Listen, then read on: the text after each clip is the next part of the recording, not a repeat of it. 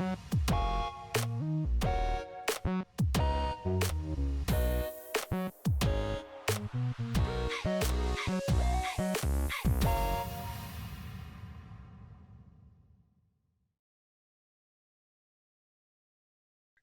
everyone. Welcome. Thank you so much for joining us. We know it's a Monday, and we know it's a Monday evening, so we very much appreciate your time being here with us today, and we're very excited to have two of our collaborators with us, Drs. Kim Potowski and Florencia Henshaw. And my name is Sarah Stefanich, and I am the Professional Development Coordinator with CLET World Languages. So I'm going to be your host and moderator this evening as we talk with Kim and Florencia about our book that you can see behind me, Honing Our Craft. So real quick, I'm going to go ahead and share my screen. All right, so we're going to be talking, as I mentioned, about Honing Our Craft. And so you can see here another copy of what the cover of that book looks like. And this is a very exciting book because it is written by educators for educators. We have 12 chapters are featured in this book on topics that reflect a wide range of current questions that are often discussed in our professional communities. So these are questions that teachers, world language teachers, want to know and that are talking about currently. And the central goal of this collection is that it's useful to teachers who have to constantly be juggling and decisions and making decisions in their classroom every single day, right? We're very much decision makers in terms of what you're teaching, how you're teaching, and how to adjust as you go along. And the development of this book was kind of a collaboration between CLET World Languages and our two editors that you have with us today, Dr. Florencia Henshaw and Dr. Kim Potowski. So I'm going to give them a little introduction and read their bios for you, although I think these are two women who don't really need an introduction. They're quite well known already. So we'll start with Dr. Florencia Henshaw. She received her PhD in Second Language Acquisition and Teacher Education from the University of Illinois, Urbana-Champaign, where she is now the Director of Advanced Spanish. She is an award-winning educator who has published and presented nationally and internationally on technology integration and proficiency-based instruction. In addition to co-editing Honing Our Craft, she also has a new co-authored book that has come out recently. It's called Common Ground, Second Language Acquisition Theory Goes to the Classroom. And this book also aims to help educators visualize how to put principles into action. So welcome, Florencia, and thank you so much for being here today. Thank you. And our other editor is Dr. Kim Potowski, who I know very well. She was one of my professors at UIC while I was doing my graduate studies. So Kim Potowski is a professor of Spanish linguistics at the University of Illinois at Chicago. Her research focuses on Spanish in the United States. Who uses it, with whom, and for what purposes? What changes is it undergoing? How does it connect to identity and to promoting social justice? She began directing her campus's Spanish Heritage Language program in 2002 and is the founding director of its summer study abroad program in Oaxaca, Mexico, where she spent a year as a Fulbright scholar. Her advocacy for the value of education in two languages for all U.S. children was the focus of her 2013 TED Talk, No Child Left Monolingual, and she has also authored and edited over 12 books. So thank you so much, Kim, as well, for being here with us today. Thanks for having me. Before we jump into the questions, I'm just going to give a little shout out to all of our contributors, our authors in the Honing Our Craft volume who are not here with us today. So you can see here in the list of those authors of our 12 chapters that we have featured in this volume. And we like to really strive for inclusivity and diversity at CLET World Languages. That's part of our mission. And so we have a wide range of authors with a wide range of experiences in teaching both in K through 12 and in higher ed environments. And here we have our table of contents. So I'll give you guys a brief moment to take a look at that, but you can see the 12 different chapters there, ranging all different types of topics, from chapter 1, accessibility in the world language classroom, all the way down to chapter 12, teaching languages for intercultural citizenship and social justice. So with that being said, Kim and Florencia, I'm going to stop sharing our list of chapters there, and let's dive into it. And as we're talking, if anybody listening in the audience, you guys have questions that you'd like to pose to Kim or to Florencia, please feel free to use that Q&A feature that you have there. And then we can kind of use the chat sparingly for comments and ideas while they are talking with us. All right, so Kim, Florencia, talk to us a little bit about kind of the inspiration and development for the Honing Our Craft volume, and particularly how you went about choosing the authors and the topics that were going to be featured in this volume.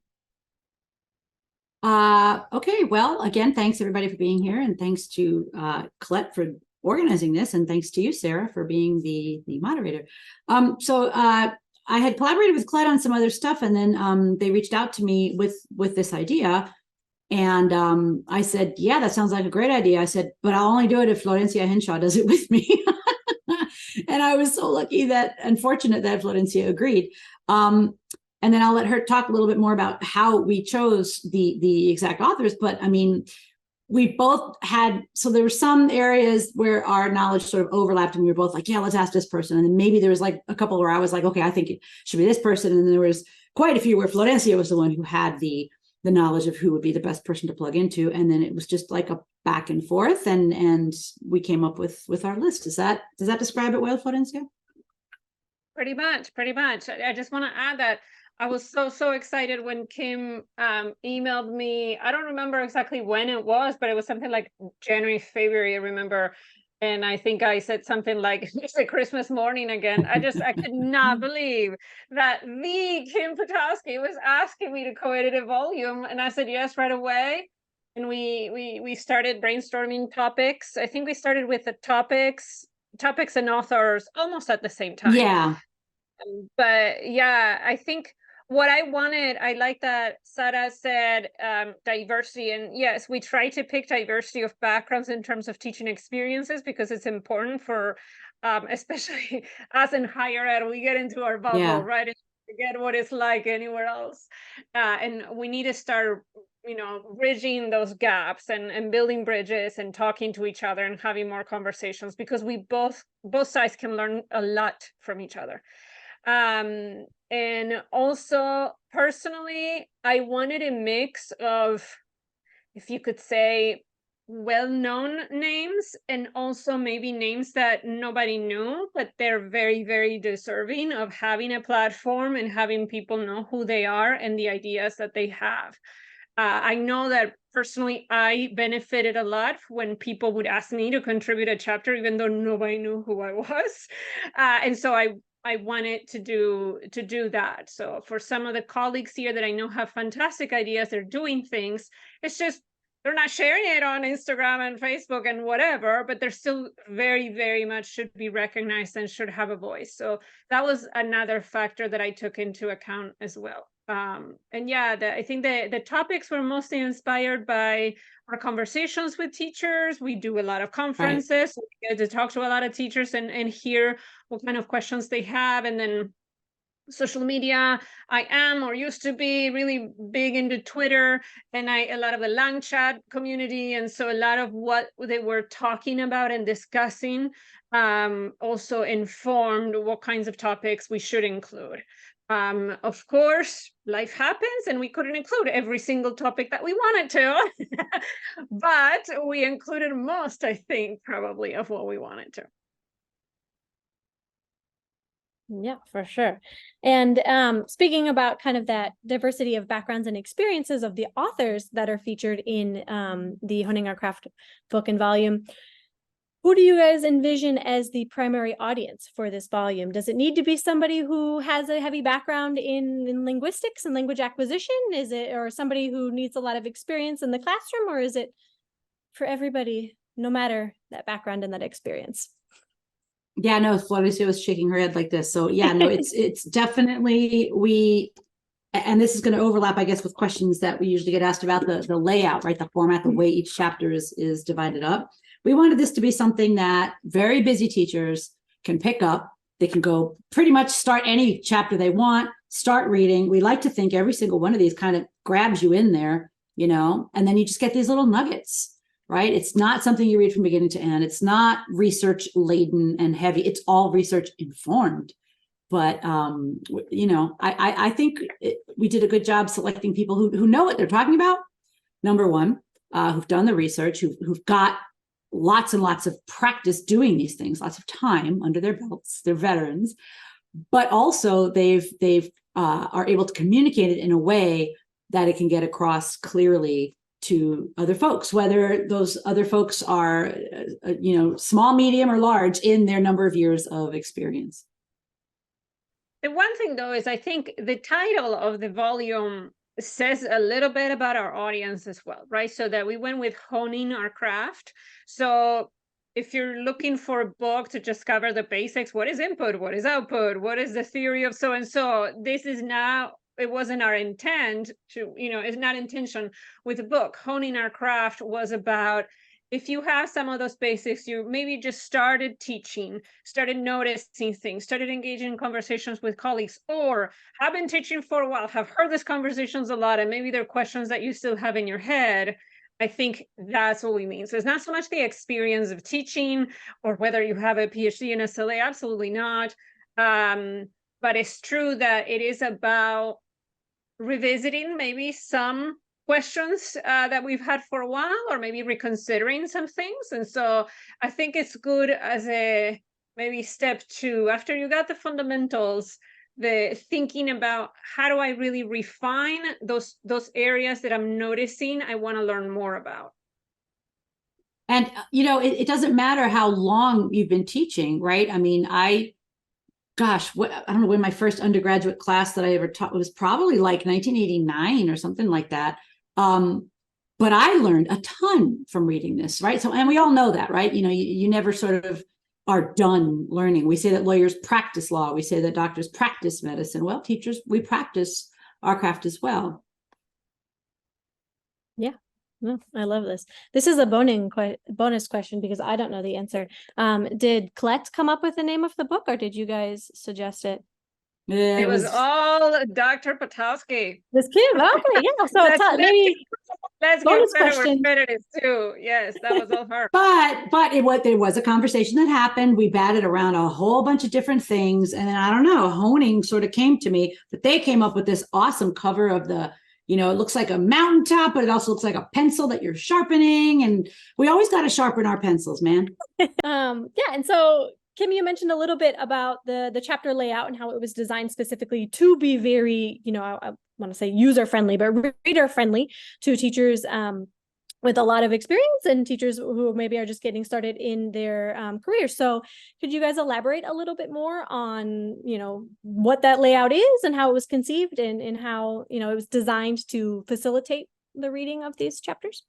Well, I can talk a little bit about the idea for it, and then maybe Florencia can talk more about like how we landed on the exact words, because that went back and forth a little bit too. We had to change stuff, but I have edited a couple books before. Sarah, oh my gosh, you helped me with one of them, the Language Diversity in the U.S. book, right? I did, yes. Yeah. So you were there for that. You midwifed that book.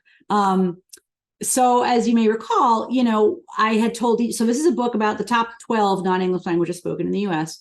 and I asked each author, like I wrote the Spanish one, right, with Maria Carrera, and then the subheadings that we had, I said, okay, this is kind of how I want, because the last thing you want when you've invited a bunch of people, colleagues that maybe that you don't know, and they've agreed to contribute to your book, and you're so grateful to them for it.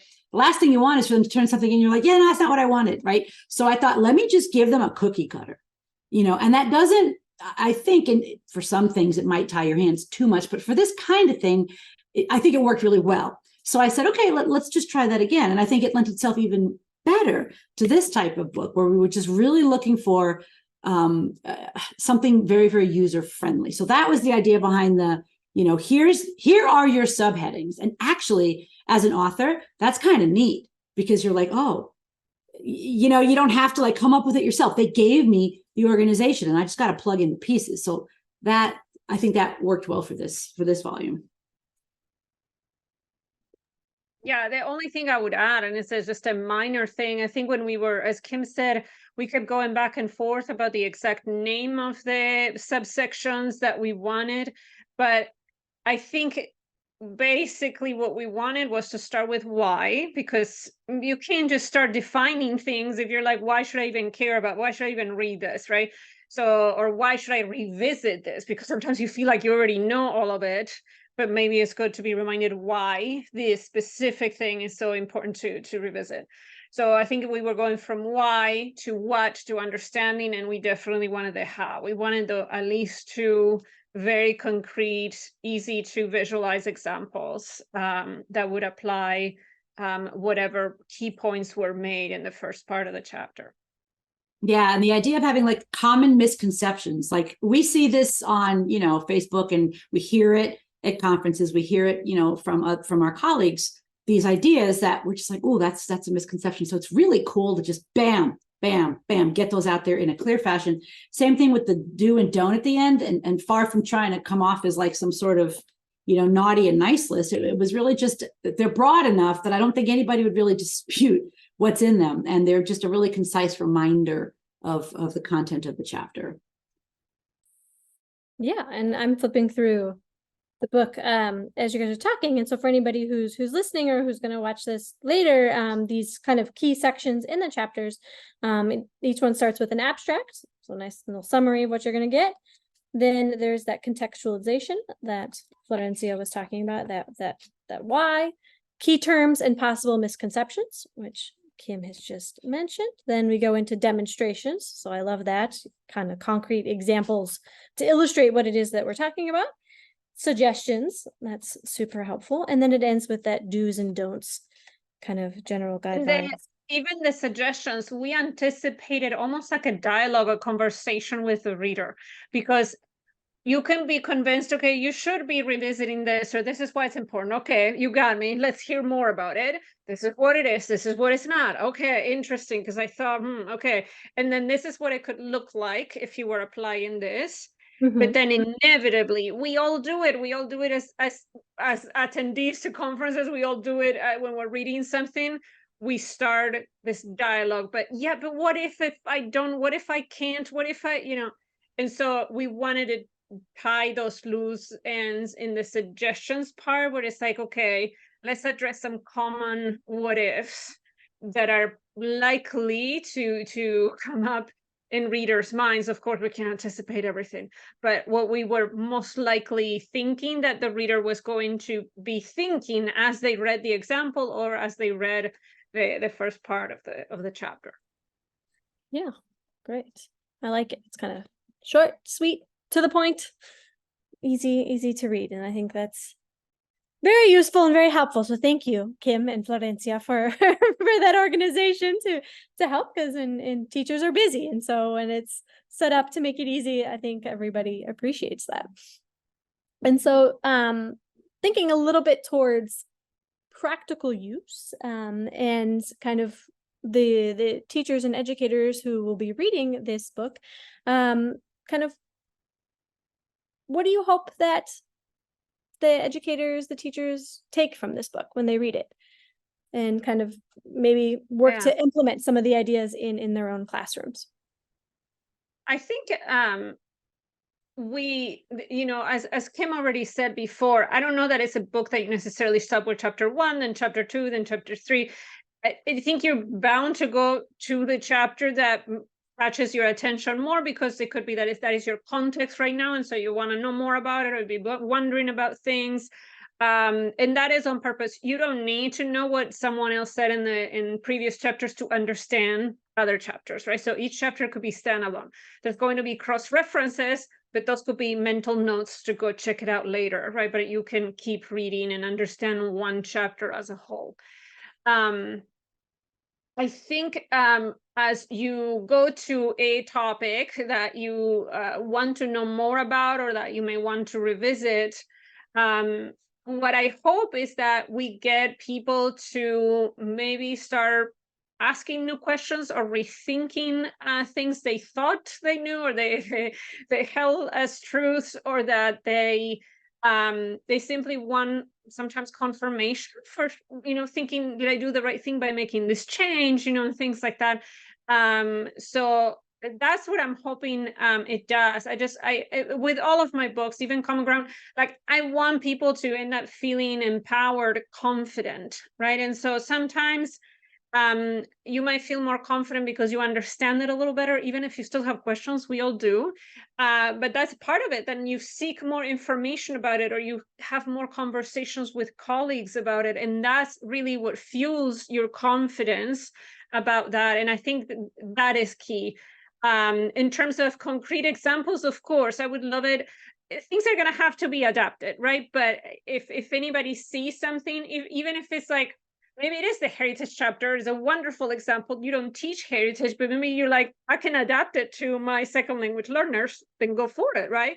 Or if it's the telecollaboration, but you're not doing telecollaboration, but you could still do it just with students in your school, go for it, So things that if they could be inspired by some of the examples and then adapting them to their context, I think that would be great. And we have so many great, even if it's just an idea, like multiliteracies chapter, right? It's just that it's talking about a specific unit that is specifically for French, but it doesn't have to be, right? Like you can still think, oh, this reminds me of this other clothing in a Spanish-speaking country that I could do, and that's where the wheels start turning. So inspiration in that sense, not necessarily here's the lesson plan for tomorrow, but more of it, get inspired and excited about creating your activities and developing things for class. I think that would be wonderful.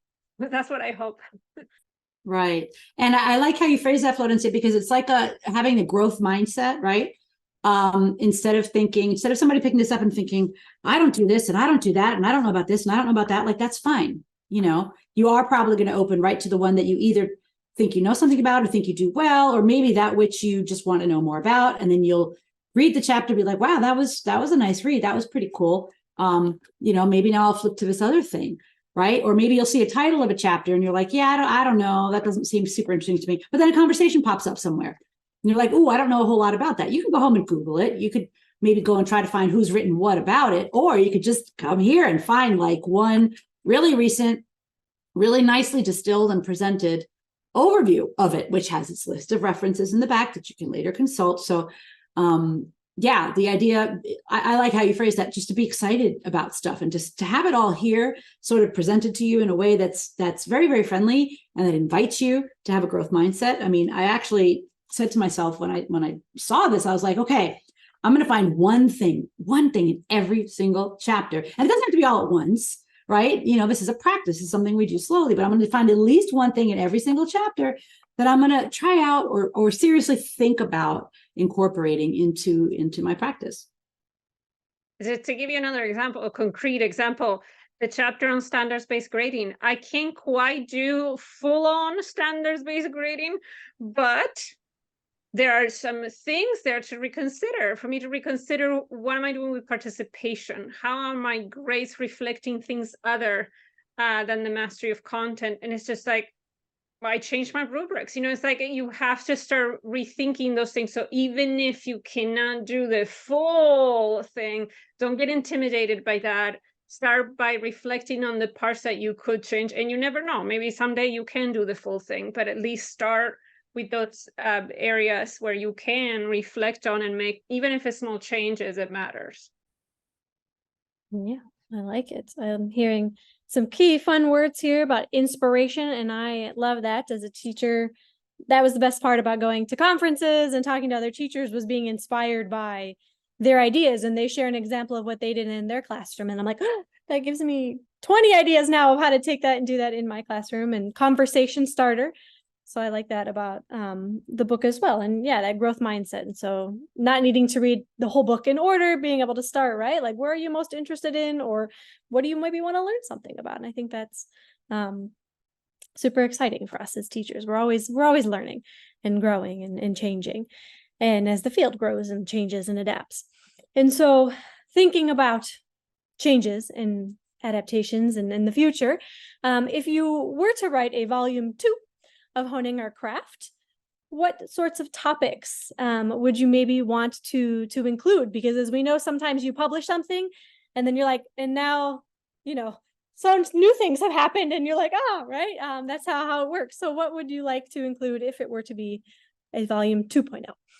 I mean, I'm sure Kim has her own list, and some of them are things that came up as we were brainstorming, right? But something on gender inclusive classrooms, gender inclusive language, something on social emotional learning, which I know is being a lot more is being done in K-12 than in higher ed, but it doesn't mean that higher ed doesn't need social emotional learning or to know about it. Student success initiatives. I know that there's some of it done very like generally, but I would like to see more in terms of what we can do for language programs.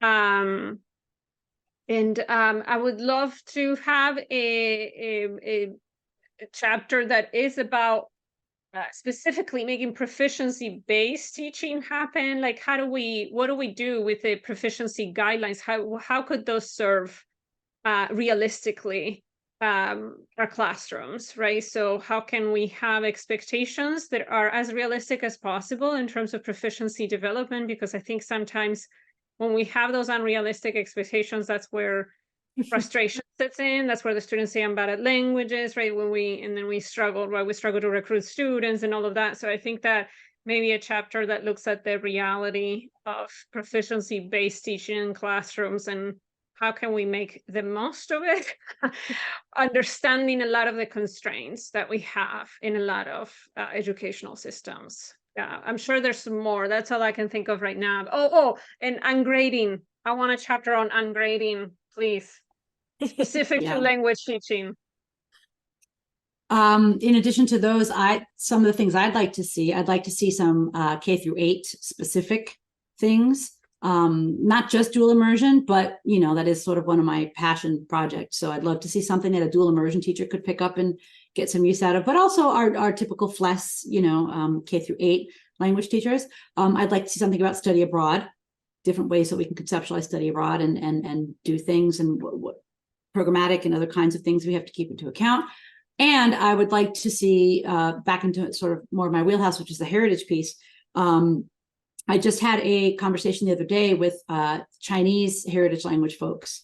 And I learned a new phrase or a new way that they talk about things, which is, they call it, this one campus had 3 tracks. They have Chinese as a second language. They have Chinese as a heritage language, and they have Chinese as a similar dialect. So folks who maybe speak Mandarin or speak Cantonese, but the actual heritage class is taught in Mandarin. So that is really interesting, and it reminds me, it's similar. It's not the same, but it's similar in my mind to what we see when we have heritage Spanish teachers taking French or heritage French speakers taking Spanish, right? When you've got these, similar languages and heritage speakers of one taking the other, right? And there is a chapter out there about Romance language heritage stuff, right? So I'd love to see something like that, more updated, and then it also includes the Chinese example as well. Oh, that's very interesting. I love all these topics, and we can see the participants in the chat as well are looking forward to volume 2. So that's very exciting. And after having edited this volume and collaborated with these authors, what are your own personal takeaways from this book as teachers, as educators, as researchers? I think my takeaway is going to be pretty broad. I mean, I already gave the example of concrete things I took away and that I applied or tweaked to my classroom. Sorry, my dog just wants to make an appearance today.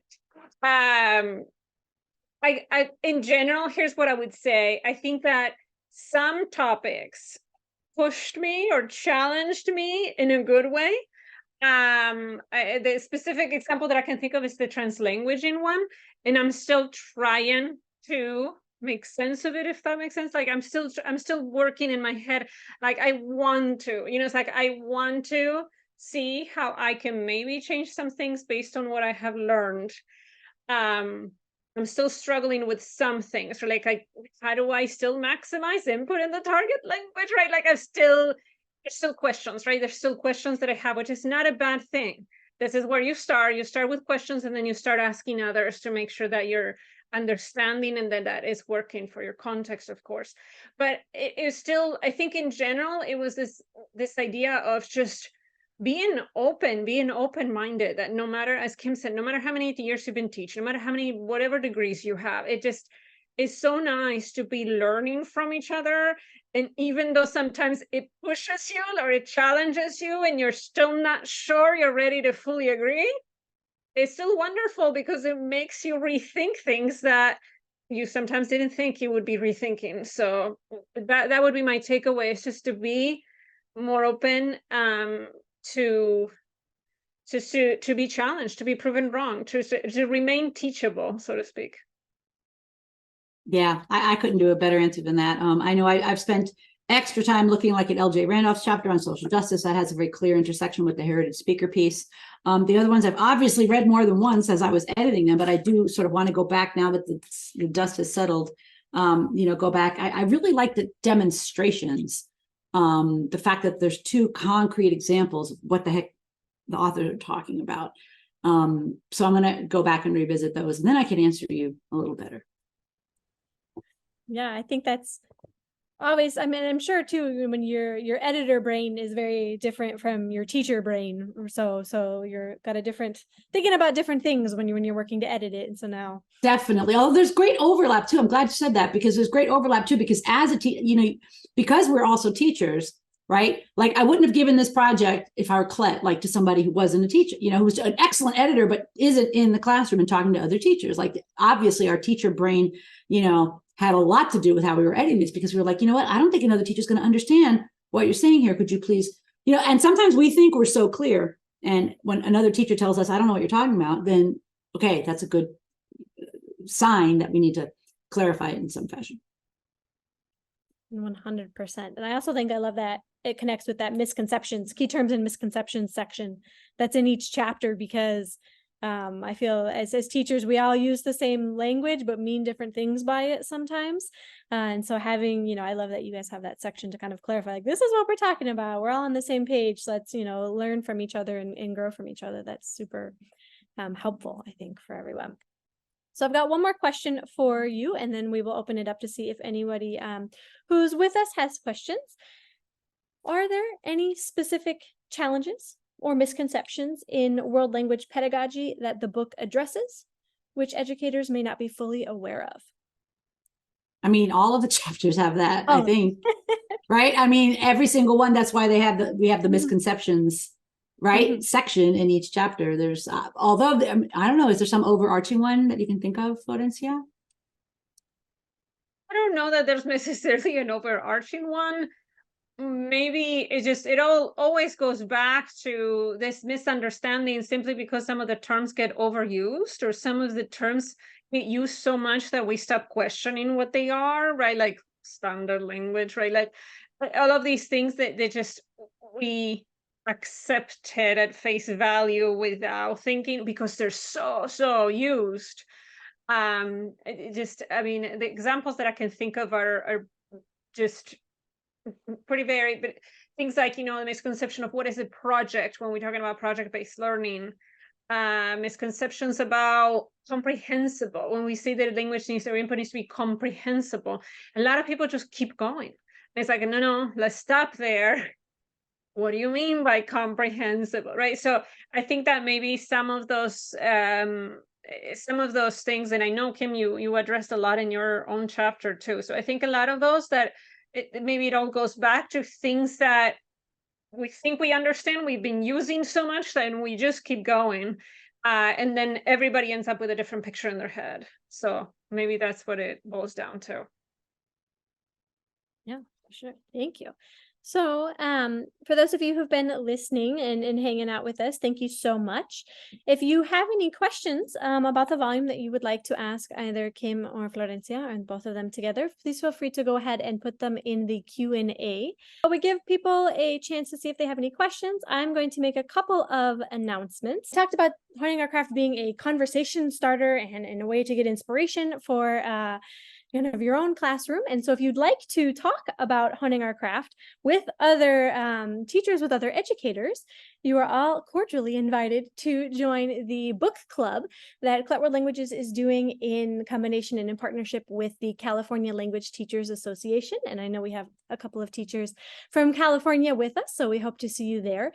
The first book club meeting is going to be Wednesday, September 27th. And so they will be Wednesdays, usually the last Wednesday of the month, once a month from kind of September until April or May, around there. And so you have here, and hopefully Mache, my colleague, can put the link in the chat for you there to sign up if you're interested. You can get continuing education units available for a little bit of an extra fee, and there's some details there. So if you're interested, you'll have that information. It's free for state and regional World Language Association members. So you do not need to be a member of the California Language Teachers Association to participate. But ideally, you are a member of your state or regional association, wherever you may be. And there is a special discount for attendees to get a copy of the book. The Honing Our Craft book has also inspired a Honing Our Craft conference that Clet World Languages puts on every year. This will be our second Honing Our Craft conference. It's taking place October 7th and 8th, so coming up quite soon. And this is a hybrid event. So you can attend in person in Chicago, or you can also attend online, making it very flexible and accessible for everyone with our busy schedules. And you will also have access to all of the recordings for 6 months afterwards. And so if you're able to, you want to attend but can't make all the sessions, they will be there for you. There's going to be a pre-event on AI, which is something that neither Kim nor Florencia brought up in their future topics, which I thought was very interesting because that's all the rage right now, or at least it seems like it. So if you're interested in more information or in registering, I encourage you to take a look at this conference. And my last announcement is that if you're going to be at ACTFul, which is also in Chicago this year, so it's a very exciting year for us. For those of you who don't know, Clet World Languages, our main office is in Chicago, but they will be with us at ACTFul on Friday, November 17th. At our booth, which you have the booth number there, 4823, at 2:30 p.m. for a book signing. And so we encourage you to swing by and come say hi. Haven't seen any questions come in through the chat, and that's because Kim and Florencia have done such an amazing job at answering all of my questions that everybody is so excited and just wants to get reading. Nothing wrong with wrapping up a little early if no one has any questions, but I will give it to Kim and to Florencia to see if there's any last words that they would like to share about the book. I hope people enjoy it. If you see anything that you think requires, further clarification or a topic that you'd like to see, if there is going to be a second volume, please just reach out, let us know. And I think also if people have suggestions for, we were thinking for this ACTFul, but maybe for next ACTFul, how ACTFul gets planned so early on. Maybe after you read the chapter, if you feel like there should be an ACTFul workshop on any particular topic. Good one. I think that would be great feedback for us to know which of the topics you'd love to learn more like hands-on at ACTFul. I think that would be good. That's a great idea. Yeah, maybe. Oh, sorry. I was just going to say maybe an outcome of the reading group could be that at the end, people who have participated get to vote on, what they think, what workshop they'd like to see. Exactly. And come over if you're going to ACTFul. Yeah, I see some people saying I see you in Chicago at ACTFul. So yeah, we're going to be signing books. So stop by the booth. We'll sign a copy and then you can tell us which one you'd like to see in a workshop. That would be great too. Right. There was one question about how this book differs from Common Ground. It's quite different actually. And I think one of the main differences is that Common Ground was written just by me and Maris, right? So it's the same author for everything. This one is every chapter has a different author. So it wasn't that Kim and I wrote those chapters. So that's a big difference. And then also, of course, the topics are very different. The one on comprehension-based teaching is going to have some overlap with some of the ideas in Common Ground for sure. The Common Ground is supposed to be much more about the fundamentals of proficiency-based teaching, and especially from a strictly linguistic side, if you will. So it's much more about, input, output, interaction, and things like that. So it's a lot of activities. Yes, it's a great book and I love it. It's just different from Honing Our Craft. We are exploring other topics. So I think it's a good supplement for it. a tandem read, we can say, for everyone. All right. Well, thank you so much, Kim and Florencia, for taking time out of your busy schedules to chat with me today and to tell everyone a little bit about this book. We very much appreciate it. It's always good to see both of you. And thank you, everybody, for attending, for sticking with us, and for listening. We very much appreciate it. Again, if you need any links, feel free to stick around and we'll put them in the chat real quick for you, to anything that we've mentioned. And my last announcement, I promise, is that our next webinar, and I have to look up the date because I don't know off the top of my head, is going to be about translanguaging, which Florencia mentioned.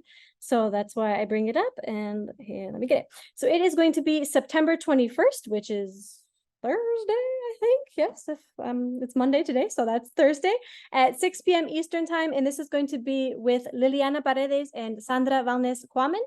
And it's called Translanguaging Corriente in the L2 Classroom, From Opportunities to Principled Practices. And so hope you can all join us then. And that's going to be, they're both higher ed, so they teach at Duke University. And then we do also have a webinar geared towards teachers in the K through 12 environment on September 26th. That one's at 4:30 p.m. with Aubrey Swisher and Caroline Schleger about experiential learning in the world language classroom. So lots of fun things coming your way. We hope you can join us again soon. So thank you, everybody, and have a good evening. Thanks, everybody. Good night. Bye.